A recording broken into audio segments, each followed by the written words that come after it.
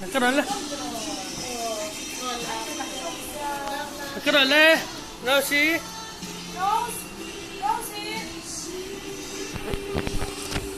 Rosie, hey, hey, rồi hey, vác đón này, cái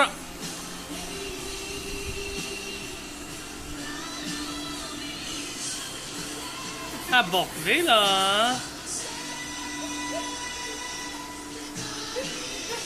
Ratur nghe khúc thì khác cái tiếng chia lần vác thì đẹp lắm không mà cho nó vác thấy xin là áo phone nó chủ lại đó con thì lỏng về đó ta có mà bọc đây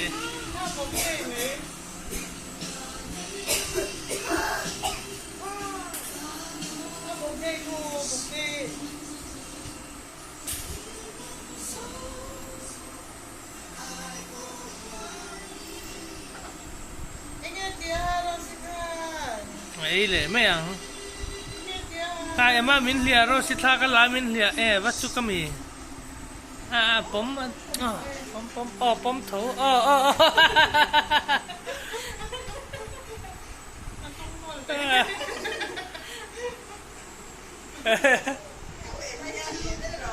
em mà hiện ông thiam khóc mày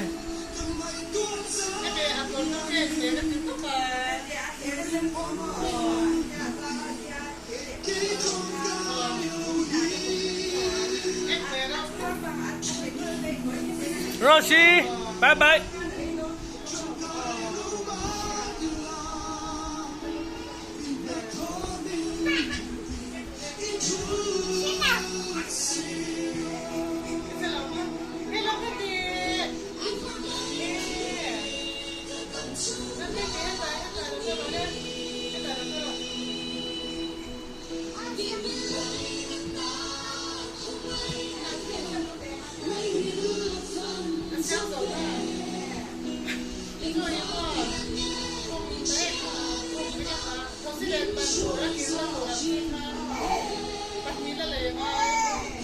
Mola pelo.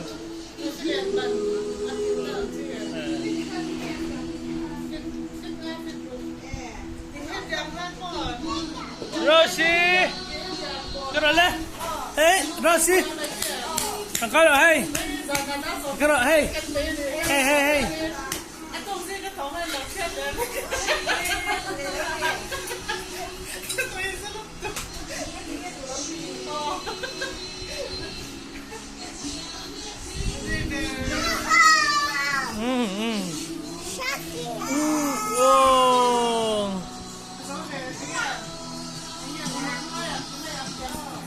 Hả?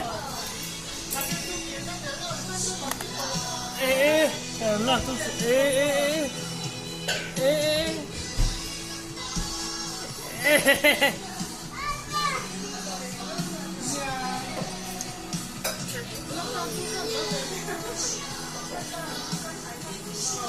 lúc té mấy phong khỏi được cho nó ý rồi thì thấy chân chơi